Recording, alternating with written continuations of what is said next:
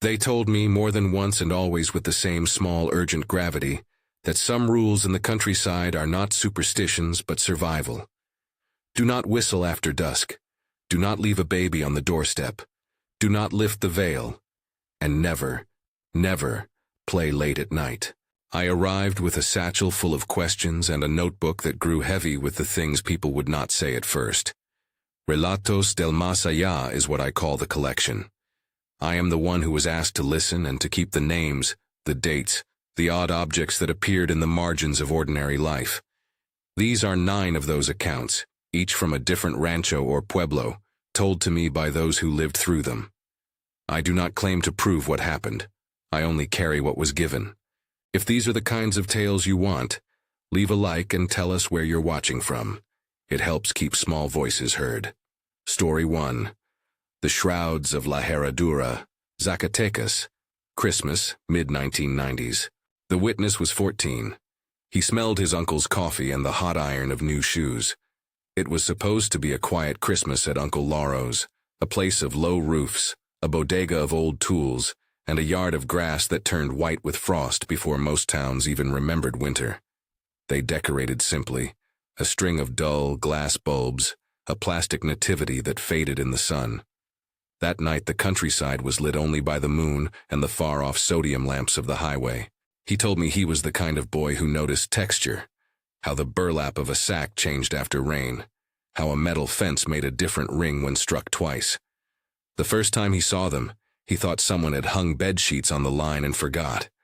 They stood at the edge of the property, 3 tall shapes like laundry hung on poles, frozen on the frosted grass. Up close the folds were wrong. The sheets behaved as if a breath had gone through them. They were not limp, but they did not move like fabric. They held a posture, an upstandingness that felt about the size of a man but was not clearly a person. I asked my uncle, he said. He looked at them and didn't drink his coffee for a long time. He told me, "Do not touch the veil, do not touch them." Uncle Lauro did not say more at that moment. He finished his cup and stared toward the shrouds as if they had names. After night fell, the boy noticed something else. There were the right number of them for things that wanted company. The numbers changed. One night there were 5, another night there were 12. Once he counted 16. Each time they seemed a little closer to the house. Each morning there were traces, damp matting in the grass, a ring of flattened blades like the place someone would stand with their feet planted and not move. On the 3rd night the boy found white fibers clinging to his boots, fine and slick like the inside of a bag that had been stored damp. There was no path of footprints. The fibers were the only thing that suggested contact. No drag marks, no prints. When he asked, a neighbor said quietly, "They keep to themselves in the way you mean by that. They do not step on you, but they do study you." Curiosity is a dangerous companion. The boy could not sleep. At dawn he crept to the bodega and found it open. Inside, stacked against the wall, were yellowed sheets, dozens. They smelled of dust and something older, the dry metallic tang of an old wool coat burned and put away. He gathered a handful and lit them in the yard, the flames reaching hungry fingers upward and white smoke curling like a banner. For a few nights after, the shapes stopped coming. The family breathed easier, but the boy's sleep worsened. He dreamed of standing on polished timber while the shrouds stood in the doorway, counting him with silent mouths. Years later, he told me, as an adult living across the state, he would step outside of his small apartment at dawn and find a circle of flattened grass under his window. The same flattened ring he had seen at Lauro's. No one else in the city had burned the sheets. There are versions of this tale that end with rites, with prayers, and with the shrouds retreating forever. The witness did not offer finality. He only told me what he knew, that an ordinary life can collect a rule like a scar. His afterword to every telling was the same, almost as if he feared forgetting the phrasing. Do not lift the veil. They will let you see, and they will remember that you saw. The boy, now a man, still does not sleep well when it is windy. He keeps a towel on his windowsill. He learned, he said, that some coverings are not for protection. They are for keeping something else wrapped tightly inside. People say many things about La Herradura. that the land keeps relics of the past, that strangers do not linger long.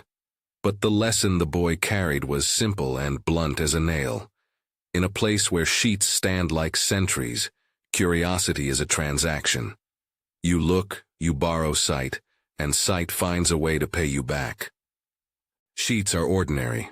They make beds and keep cold away. In the countryside, they also hide what others prefer not to see. Remember that, the witness told me. Remember that a sheet is only fabric until someone ties it to a memory. Story 2. The Beast of Fire. Rogelio San Miguel del Mesquite. Spring, early 2000s. This story comes from a woman who watched her brother change. It is hard to place the exact year. People there measure time by harvests and by droughts more than by calendars. She said it was the spring the mesquite flowered and the winds smelled of dry leaves. Her brother, Rogelio, was not a violent man. He carried an old rosary in his pocket and would whistle when he walked. Then he disappeared for a week to stay with a hierbero, a healer the family called a hierbero, who worked with herbs and, neighbors said in hushed tones, with older things that had a name like lumbre. When Rogelio came back, no one recognized his gait. The brothers who had grown up together could not find him in the set of their familiar moves. He would stand sometimes at the edge of the courtyard and let his eyes drift to the hill, as if the hill was calling him by a language the family had not learned. Dogs stopped barking when he walked past. The goats lost tiny tufts of hair overnight. The family found their animals dead in the moonlight, not torn in the way a coyote would tear, clean, as if their breath had been taken rather than their flesh. At the margins of these scenes there was always a smell. The scent of burnt wool and wet ash, like a fireplace refused and then suddenly relit. Neighbors began to say that Rogelio had been touched by lumbre, that he had been given, by consent or by debt, the hunger of flame. He would mutter at night, words that were not quite Spanish, a prefix of sound that sounded like embers clicking. Once, the woman told me, she came down to the courtyard and saw Rogelio kneeling and putting his hands into the charred remains of a goat. His palms came away unscarred. He laughed in a voice that carried with no warmth. "It is easy," he said, and the family felt that laugh as if it were the heat of a small iron. One night a shepherd from a neighboring rancho followed a line of ash and found a small circle of scorched earth in the pasture, a ring without any clear center where grass should have been. They say the circle hummed. When the villagers set out to confront Rogelio, the thing happened quickly and clumsily human.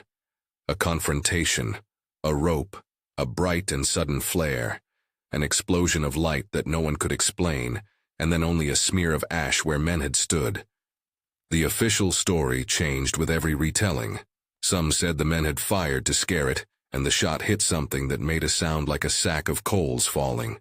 Others whispered that the curandero had been bargaining for a debt, and his bargain had been paid in a way no one wanted to name.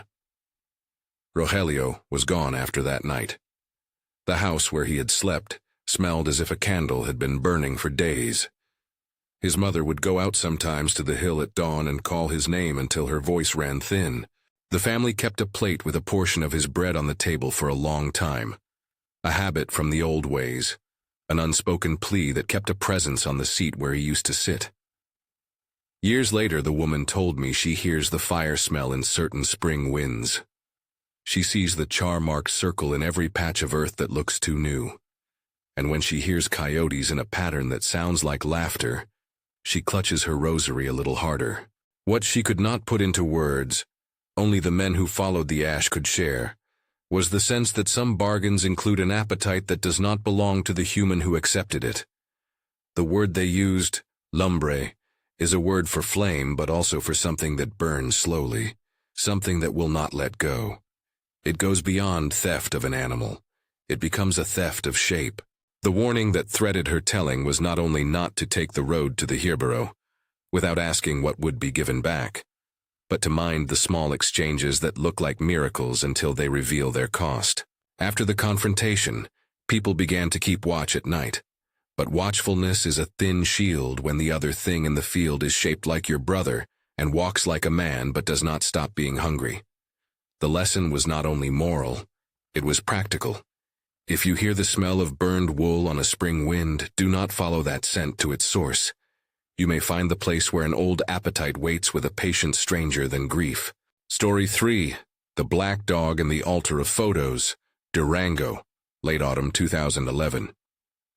A young traveler moving between towns with a camera slung at his neck stopped by a highway shrine. In Durango, people sometimes leave altars at crossroads, candles, toys, a photograph pinned to plywood. This altar was different. It was placed under a mesquite and rhymed with small bones and half-melted candles. A portrait of a woman leaned forward, forehead burned with a neat round hole, as if someone had pressed a coal to her face. Someone had pierced each photograph at the same spot, the forehead, until 13 portraits lined the wooden board, like a family none of the neighbors remembered. He told me he took a picture. He liked photographs that captured the ordinary oddities of the road. He said the camera, an old model that left a soft grain on film, seemed to have a tremble he could not explain. He took a couple of frames. When he checked them later that evening, there was one photograph he could not recall snapping. A glossy print of the altar, and in front of it, the head of a Perra Negra, a black dog the size of a mule, eyes like coals, breath like cold smoke. The dog looked directly at the lens as if it had been asked to pose. He swore it had not been on the road when he walked up. He had stepped past a low stone and had not seen such an animal. Yet there it was, in the photograph, dropping a torn portrait at his feet. He tried to put the photograph away. When he slid it into a drawer in his rented room, he said, the paper hummed faintly under his palm, like something breathing. Later at night, he would wake to the sense that the room had a new weight. Dogs are often companions in small towns. Guard dogs, street dogs, a neighbor's barking. Yet in the days after his visit, he noticed black dog tracks around the edge of his garbage, prints with pads too large for any ordinary canine. The marks were heavy depressions, as if a large paw had been pressed into wet dirt, with a deliberateness most people reserve for drawing a map. Someone in the town told him the altar had been tended by an old woman, known only as a collector of names, a woman who saved portraits the way others might save seeds. She stitched mouths shut on some dolls and kept photos in a cabinet with holes burned through their foreheads. No one asked her for an explanation. People kept their distance because things like debt grow small and then enormous if you stare at them. The traveler met her once from across the road. She was small and wrapped in a shawl. Her mouth was thin and her hands were the hands of someone who had handled many paper edges. He asked why the photographs were pierced. She looked at him with a tired, almonded expression and said, "Holes are maps. They show where a face was pressed into the world. Sometimes the world wants a name back." That night his camera took another picture of his drawer. When he developed it, there was a smear across the emulsion, a dark smear that looked suspiciously like paw print. He locked the photograph in a metal box. The metal box was later found in a trunk he sold, and the buyer swore that during the night, the box made a light rattling as if something inside were repositioning itself. A week after he left the town, he found a portrait placed quietly on the porch where he was staying in a city far from Durango. The face was of an old woman with a scar across her temple, the hole precisely in the center. There was no note. The dog was not there. He did not sleep that night. He wrapped the photograph in tissue and kept it under the mattress. The witness did not know whether the black dog collected photos because it was hungry for images, or because it was guarding some account that the living had failed to settle. He only knew this: debts, even those of memory, demand a currency. In Durango, the currency was portrait, a hole burned in the place names of people's foreheads. The Perra Negra came and went like a bad wind, leaving behind a trail of something that the traveler could not measure, but that he felt in the way his own reflection blurred in glass. People in that part of the country take altars as a daily thing, an offering here, a candle there. But this altar spoke a second language. It said that the dead do not always want to be left in peace. Sometimes they want the living to do the remembering for them. Sometimes they want the living to stop forgetting. The traveler learned to avoid the roadside on rainy afternoons after that. He kept the photo packed away. But he has, he told me, a lingering unease whenever a dog that is too black and too big stops and sits and looks straight at him from across a street. He learned in a shadowed way the rule that the people had quietly offered. Do not take a picture of what you do not understand. If you do not be surprised when the thing in the frame decides to follow you home. Story 4. The Cursed Turkeys, The Three Old Women. El Mesquite, Huasteca, summer late 1990s. Children in the countryside are often left to invent their own companions. A child will find a rock and make it a soldier. A fallen branch becomes a neighbor. So when a boy told his aunt that 3 guajolotas had come to play with him, she laughed and told him to wash his face. The turkeys were ordinary enough at first, fat birds that scratched the yard and pecked near the well. But the witness, now in his 30s and speaking slowly, recalled them as having a pattern. Always 3, always arriving at dusk. One warm evening, the boy followed them past the corral and behind the granary. He said the turkeys moved strangely, almost as if they were arranged in a tripod geometry, keeping unobstructed lines between them like they were measuring something.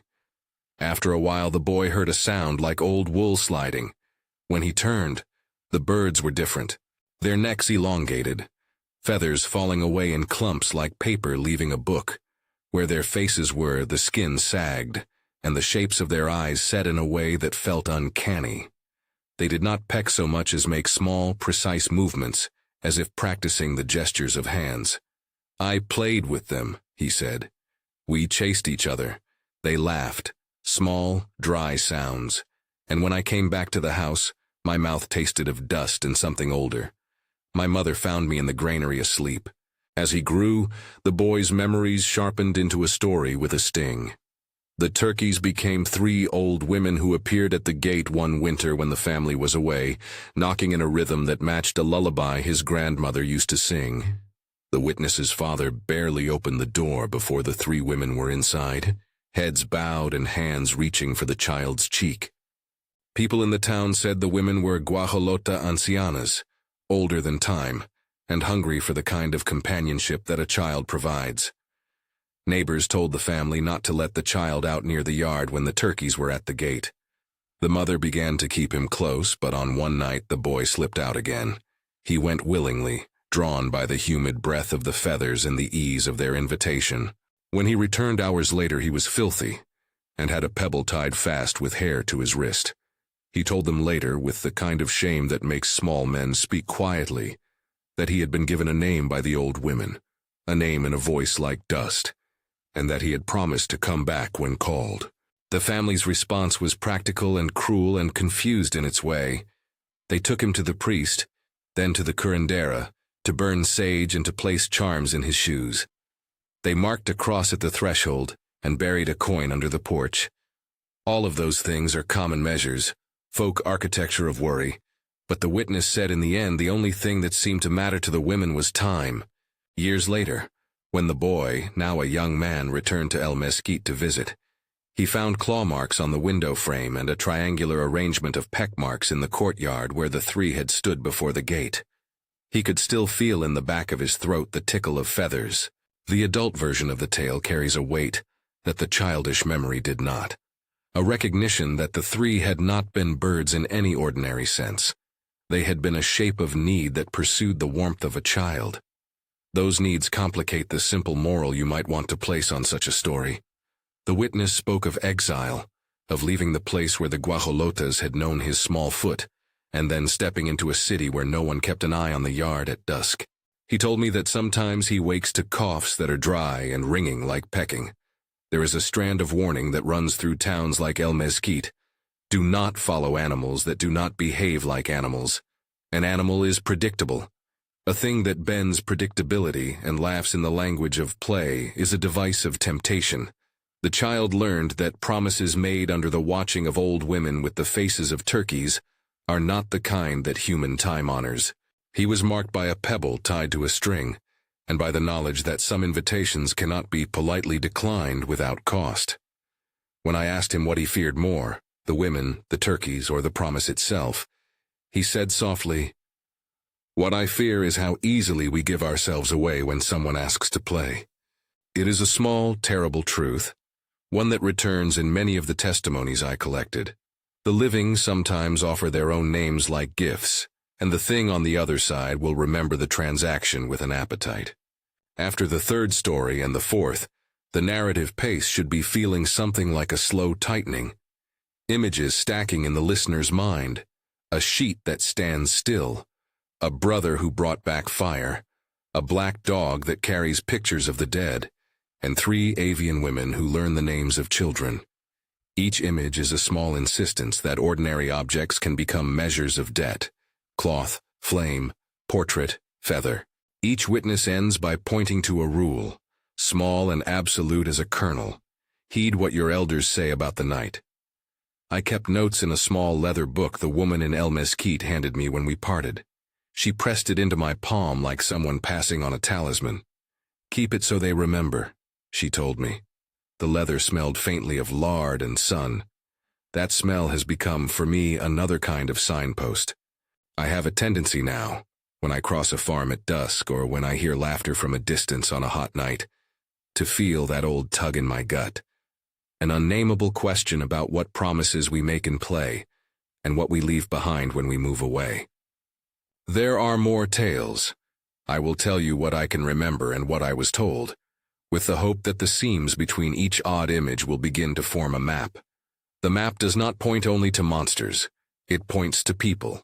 It points to the ways we keep accounts with grief and with the unknown. It points to the edges of fields and roofs where the living and the other life touch. It teaches, in small patient way, the same admonition. Do not play late at night. But to go on, we need to step into a different kind of darkness. The next stories push deeper into the strange logic of ritual objects and the ways a miracle can cost as much as a life. They gather around eggs, around shadows that drag, around walls that keep faces and roofs that breathe. The people who told me these next accounts were careful with their words. They emphasized the small things, the taste of an egg white, the sound of a roof when something moves above it, the exact shape of a footprint in damp earth. These are not trivial details. They are the measure of what the witnesses trusted most. I met the woman who told the story of Aurora in a simple kitchen. The pot of stew beside her smelled of epazote. She kept a rosary on the table and an eye that always seemed half on the road. She told me about a curandero named Don Hilario and a ritual that involved an egg. The man who spoke of the dragging shadow had a scar on his knuckle and wore a faded school shirt. He carried a small packet of chalk that he refused to part with. Both of them, in different ways, said the same thing at the end of their stories. When something asks you to hand over a thing, it is usually not because it is hungry for the thing itself. There is an argument you could make that all of these tales are ways a community remembers damage, naming it in shapes it already recognizes: shrouds for death, dogs for grief, turkeys for hunger. That argument is both humane and true. But there is another thread that runs through them, one I cannot fully untangle: that objects and shapes can cross law lines the way a river crosses a boundary, unconcerned with human fences. They come and they place themselves there.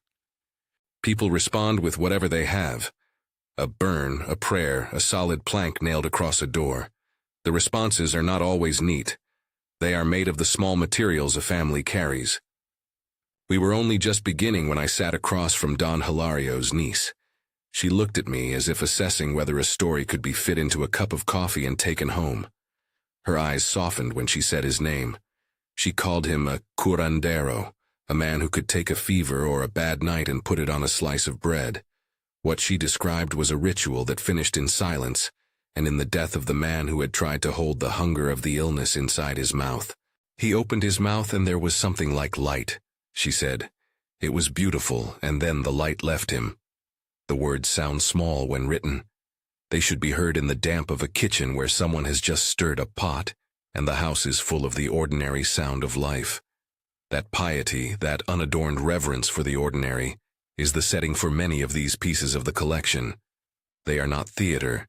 They are lives that shift and then do not quite find their balance again. We are stopping for now on the edge of a well. The next story, about eggs and the devourer of shadows, begins in the shade of a courtyard with a woman whose name is Aurora and with a curandero who takes a cost that the family did not foresee. In the telling, it is both a miracle and a warning. But before I go on, hold this one small line in your head. The countryside is a place of thresholds. The night is not empty. It is full of small rules. The oldest of them, spoken into the ears of children, sealed with a nod by grandmothers, always returns to one insistence: do not play late at night. What follows is another voice. It will ask for something small at first, your attention, and later, as the story gathers, your sense that some bargains keep accounts beyond what any one person can pay. Story 5. Eggs and the Devourer of Shadows, San Gregorio, late winter 2007. The woman who told me about Aurora set her tea down and smoothed a napkin, as if arranging an altar. She had the precise patience of someone used to measuring small things, the size of a coin, the tilt of a spoon, the number of turns on a rosary. Her voice folded into the low hum of the kitchen when she began. Aurora was always pale, she said. Not sickly exactly, but the kind of pale that looks like a book left open in the sun. Aurora's cough did not sound like an illness at first. It sounded like pages being rifled through. Little motes, the woman said, would lift from her lips when she laughed and sometimes look as if they had a life of their own. Don Hilario was the sort of curandero people in San Gregorio remembered with two hands, one to call him by name and the other to hold the coin that paid for the remedy. He kept his herbs in glass jars beneath a cross and carried two small bells that he rang before beginning. People sought him for curses, for fevers, for dreams that would not stop. Aurora's family asked him because the child's nights were growing long with tremors. She would wake saying she had been touched by a hand that smelled of dry leaves, then fall back asleep with her eyelids glossy as if a moth had nested there. The ritual, the family described, began, as many of these things do, with ordinary objects. Eggs from the guajolota at the corner backyard, candles, a bowl of water. Don Hilario laid out velas negras, black candles, on a table. He placed an egg in the hollow of his palm like a man considering a small moon. The family watched him the way one watches a match being struck, with a care that knows of the danger in a spark. He said the egg held the shape of the sickness, the woman told me. When he tapped it with the tip of his finger, it made a sound like a coin dropped in a well. Hilario warmed the shell in his mouth and then, quite suddenly, swallowed the egg whole, white and shell and all, as if it were the smallest of rites. The child, Aurora, lay with her fingers clenched on the blanket and stared at the roof tiles as if following someone climbing away. For a few hours, the house felt lighter. The cough softened into small intervals. People breathed differently in that room. Later, neighbors came and spoke in half-sentences. The curandero had taken on what was wrong to spare the girl. Those are the kinds of things that get told as savior stories, and then leave a residue you cannot easily name. Don Hilario died the next week, not in a way the witness wanted to dramatize. He simply did not wake as the sun rose. The woman who told me had been the last to see him sit up and smile, his lips crusted, his hands colder than usual. When the family looked inside his mouth, a private and terrible thing, they spoke of the sensation that something had been removed rather than expelled, as if a hollow had been carved and the curandero's bone had shivered in the wake. People in San Gregorio said he gave the shadow back.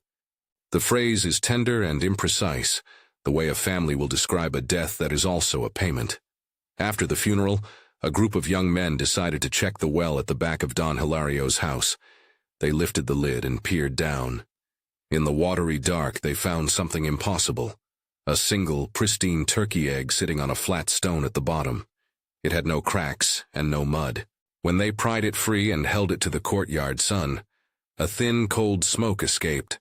A smoke that smelled like the inside of a carton of old photographs. Musty, mineral, faintly of iron. The men who lived to tell the finding put the egg into a small box, then into another, and finally buried it in a place the woman would not name. The earth closed over it, and for a while the family thought that was the end. But Aurora's recovery had a cost. On certain nights the woman said she would wake with the ghost of a weight lodged in her ribs, a tiny, cool pressure that felt like a finger against her sternum. When she laughed, the motes lifted again. Once, months after the curandero's death, the family found an eggshell shard tucked under Aurora's pillow, as if some memory had cracked and left its trace. Don Hilario's death became a local fable, and an uneasy example.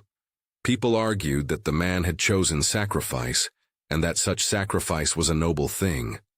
Others, and these were not unkind voices, said that the curandero had been asked to hold more than he could carry, that the ritual had been a way for the community to allocate pain, rather than to heal it. It is possible, the witness allowed, that both were true at once, that Hilario had done what he knew, and that the universe accepted his payment in kind. The story sits in San Gregorio as both miracle and caution. It insists that some healings are conversions. An illness moves from one container to another. Sometimes the chosen container is a person who believes he can hold it. Sometimes the container breaks. Before I left, the woman gave me a small folded scrap of cloth. He liked this, she said of Don Hilario, and he liked to put it over the jar of rue. She told me to keep it in my pocket when I crossed lonely fields. It was a small kindness, and like so many small kindnesses in the places I visited, it felt like an answer to a question most of the world prefers not to hear. Can we who listen hold the weight of what we are told without asking to carry it home? Take the lesson as you will. The people of San Gregorio take from it a practical rule. If someone offers to take your thing, be sure to ask what they will give in return. The smallest cures can have the highest bills. Sheets, eggs, holes, and portraits. These objects keep returning in different shapes. They gather like a loose flock around the edges of memory.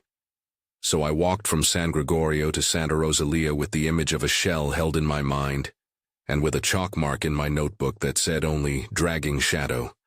The next witness I met carried that mark on his knuckle and a small packet of chalk forever stitched to his belt. Bridge. Objects collect stories. Shadows keep accounts. Story 6.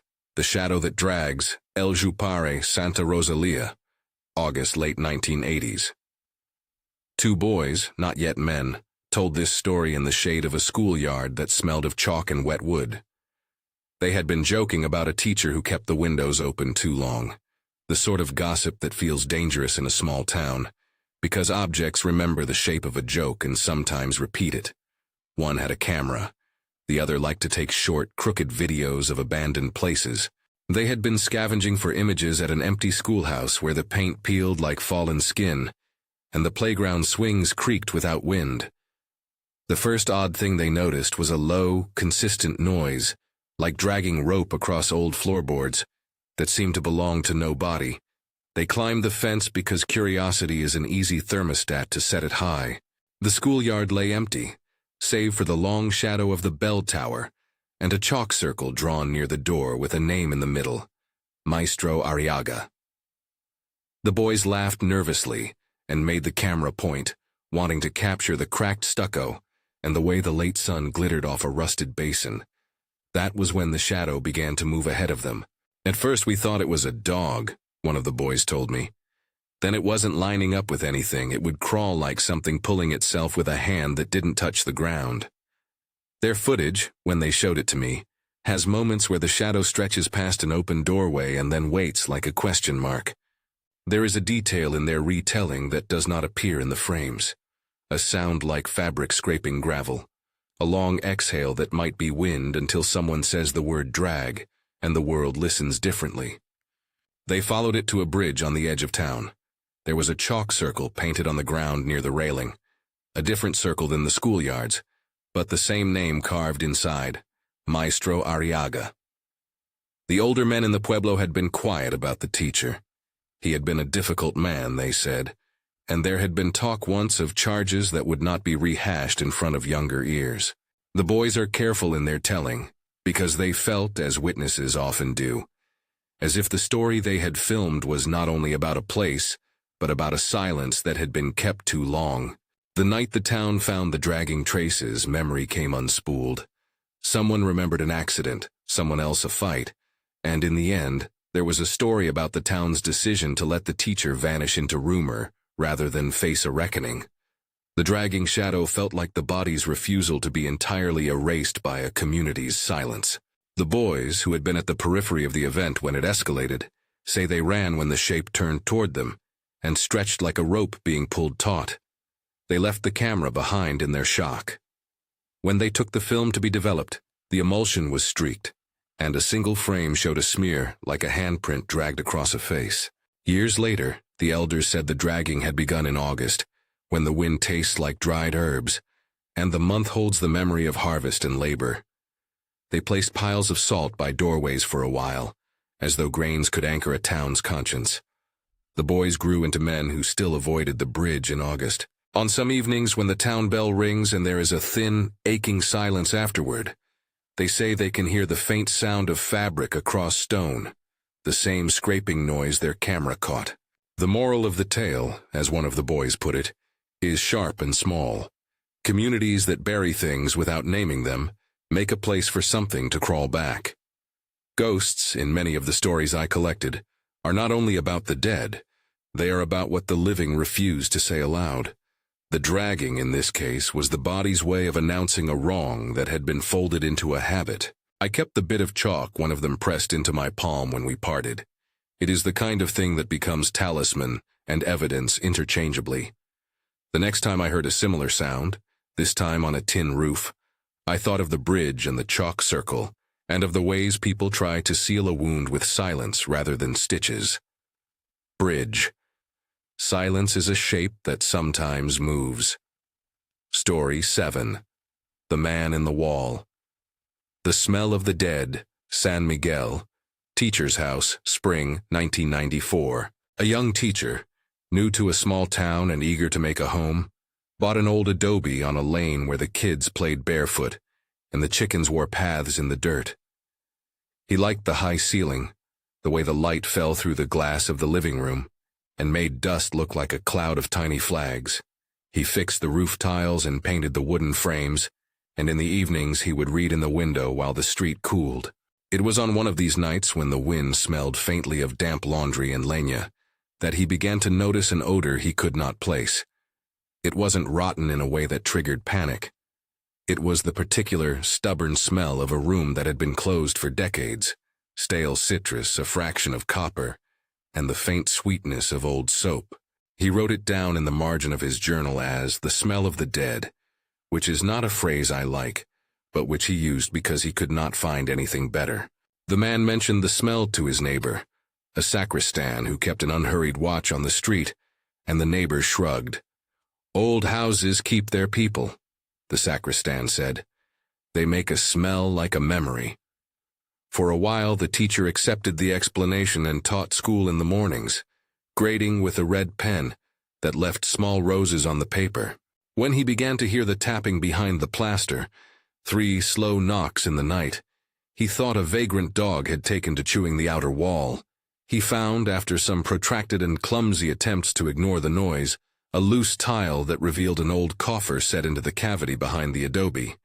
Inside, wrapped in an oilcloth that had been inlaid with a child's scribble, was a photograph and a note. The photograph showed a family he did not know. A woman with a stern smile, a man in a cap, a small child clutching a toy. The note was a single line in a hand that wanted to be brave. "He is in the wall so he won't be taken."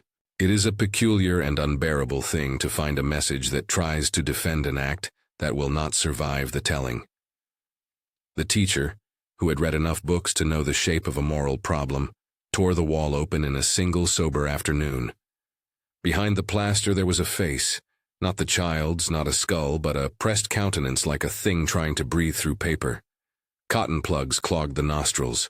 The sight was terrible in its stillness. He closed the hole and slept badly for nights afterward. Neighbors told him the story in fragments. Someone had been hidden from a band of raiders once. A family had walled a man in to keep him from being dragged away, and eventually the hollow had been forgotten because the town had to keep going. The teacher put the photograph back in the coffer and reclosed the wall, but he could not forget the expression on the face that had peered back at him, a request without words. He sold the house a year later and moved to a place with fewer old walls and less smell. The buyer, when asked years after, said she could sometimes feel the presence of a thing that watched through the plaster. She said it was not malevolent. It was like the weight of a memory that wanted reclamation.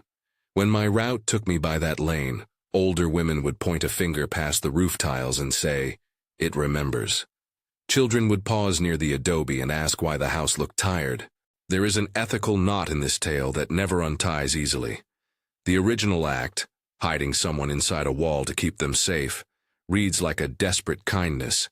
The long-term consequence, the texture of a smell, the ghostly face, reads like an unresolved sorrow. The teacher told me that he learned there are some attempts at protection that become their own prisons. The wall was meant to keep harm away. Instead, it made something else, a presence that could not be moved without reopening an old wound. In San Miguel, people told me that old houses hold histories like a lining in a coat, stitching that keeps warmth in, but also keeps things forgotten. If you live long enough in a place where every house is older than the people who live in it, you accept that memories will cling and sometimes press back. The teacher's final piece of advice was small and practical. Inspect the walls before you close your life into them. Listen to the quiet, and if something scratches at the plaster, do not only be afraid, ask who it had been trying to tell. Bridge. Houses keep secrets like coats keep heat. Story 8, Claws of Midnight. The Roof Creature, El Mesquite Ranch, Nighttime 2003. There is a sound the countryside knows well. The tin roof when it cools and settles. The metallic breath of a house that is cooling after the sun leaves. Two siblings who lived alone on a ranch learned to know that sound in the way a sailor knows wind. It came to them, though, in an altered rhythm, a heavy, measured clumping as if something large and deliberate walked the tiles with the patience of ruin. They were 17 and 19, the sort of ages where courage and foolishness share a bed. Their parents worked in another town and left them near the livestock with a radio and a phone that never charged properly. At 3:15 a.m., the younger sister whispered and pressed her ear to the ceiling, because noise has the tendency to become a dare when you are left in the dark. What she felt under her palm was not the usual metallic settling. There were claws, 1, 2, dull and hooked against corrugated iron. The sound above them was a long, slow scrape, a ritualistic pace that made the radio's static seem like a polite interruption. They armed themselves like children who have read too many books. A flashlight, a machete, a metal trap salvaged from the barn. One sibling stayed under the blanket while the other ventured out to the door and peered into the night. The moon was a thin coin. On the roof, the bulk of the creature bent like something that had been trying on human shapes and found them too tight.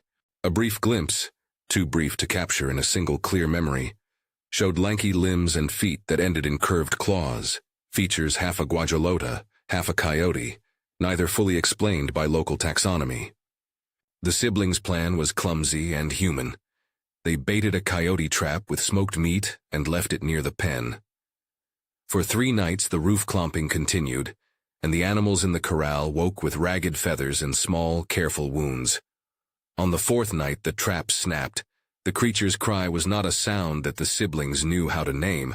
It was partly a bird's rattle and partly an animal's wail. In the confusion they bludgeoned the thing with shovel and with a prayer that was mostly stunned fury. When they opened the trap, what they found resembled a handful of contradictions. A long neck that had the dusty down of a turkey, a mouth with too many teeth, hands that sometimes unfolded like a man's and sometimes folded like a wing. They wrapped the body in canvas and took it to a shallow well at the edge of the property, a place the old people warned about because wells are thresholds. They threw a little lime and salt and then dropped the wrapped thing into the water, weighing it down with stones until it could not bob back. For a while the animal slayer's hands trembled with a relief that was not the end of fear. They slept in bursts for months afterward, and the roof fell silent. They both carried their relief in a small pouch in their pockets. But the world is usually cleverer than our quick acts. The sister told me that months later, when the nights were hollow and the moon left white coins across the fields, she would wake hearing a faint single clomp in the far distance, an echo that might be nothing or might be a remnant of the thing finding a passage back.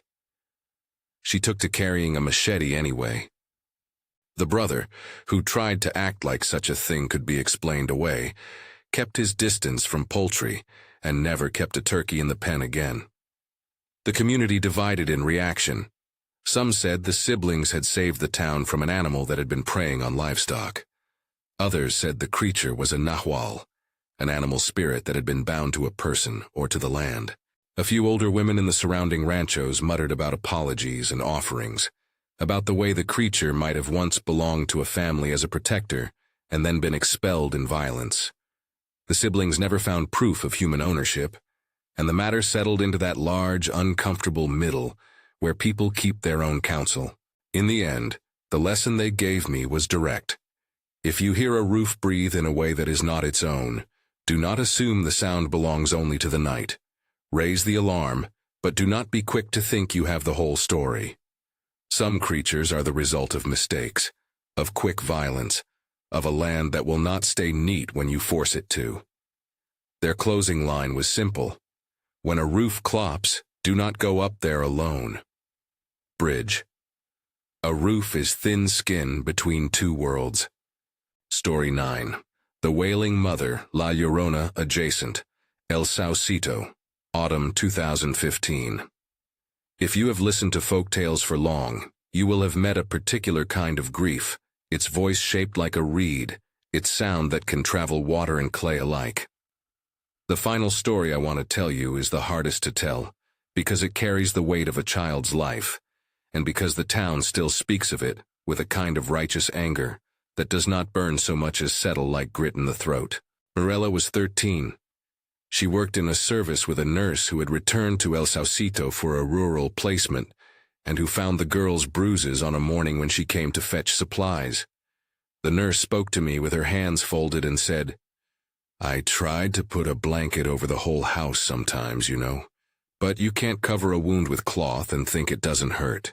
She spoke gently about the discovery, how the child's body bore the marks of a life that was too small for what someone had been trying to do with it.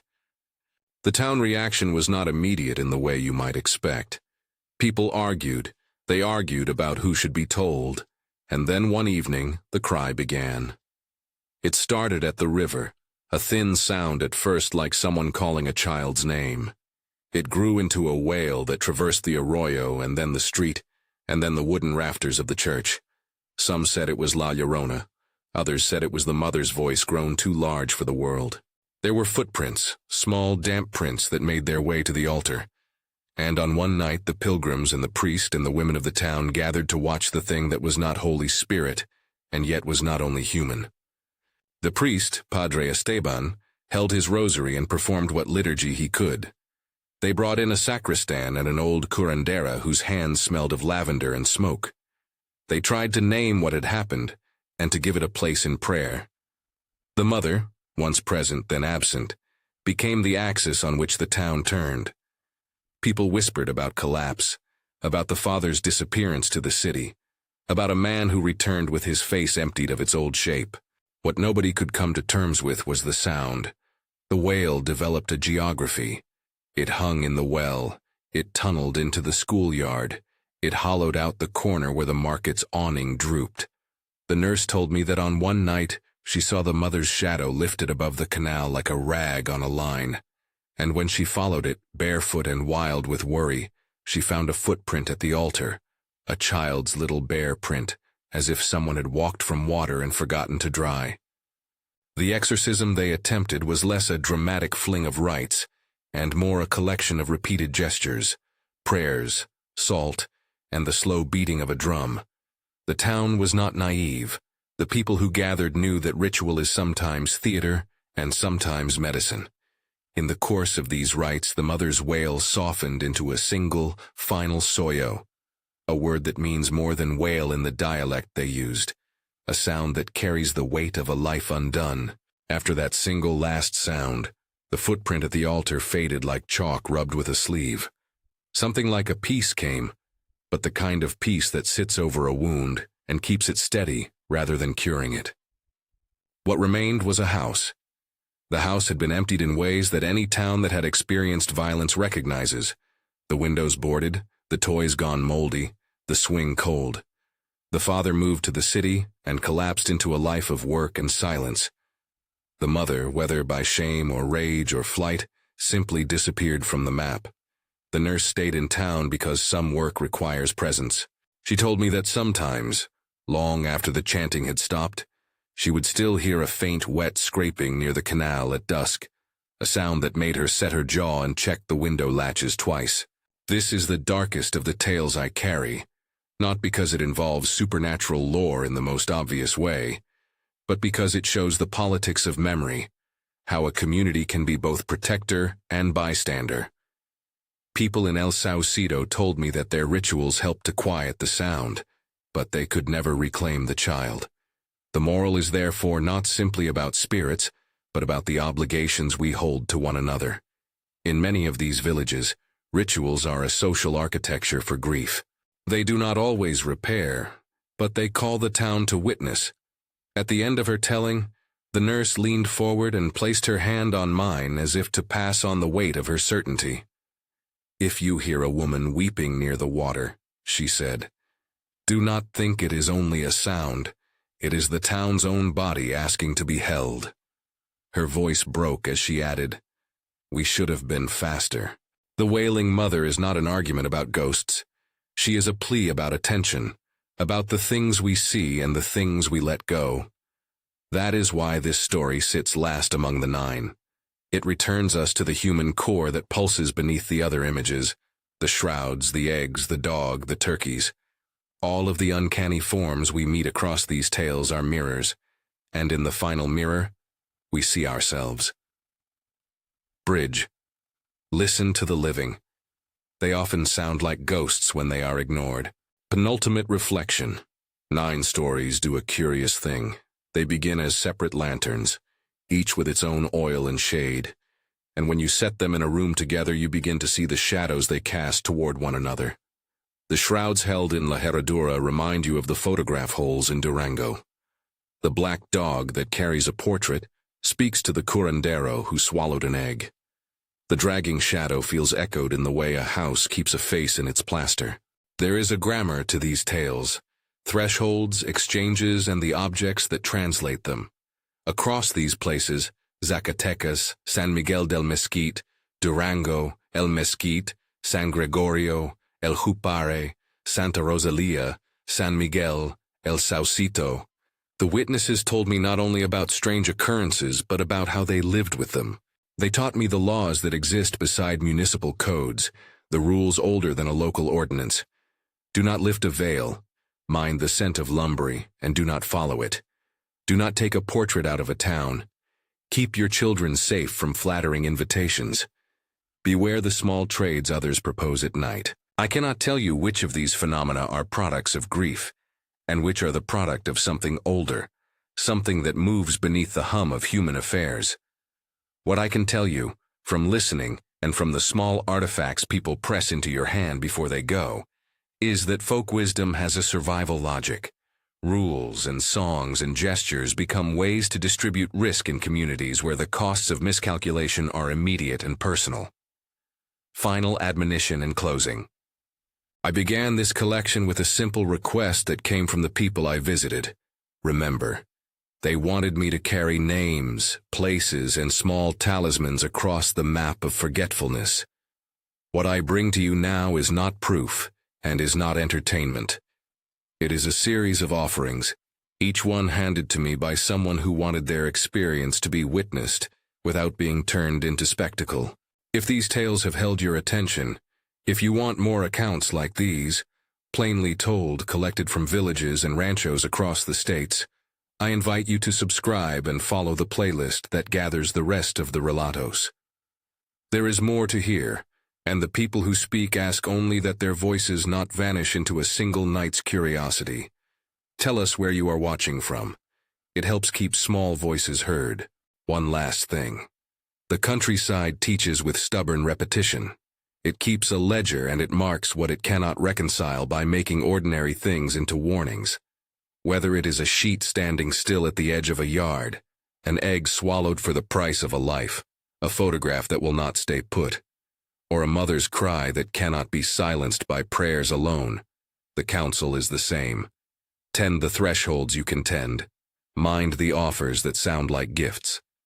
And do not, under any circumstance, play late at night. Never game late at night.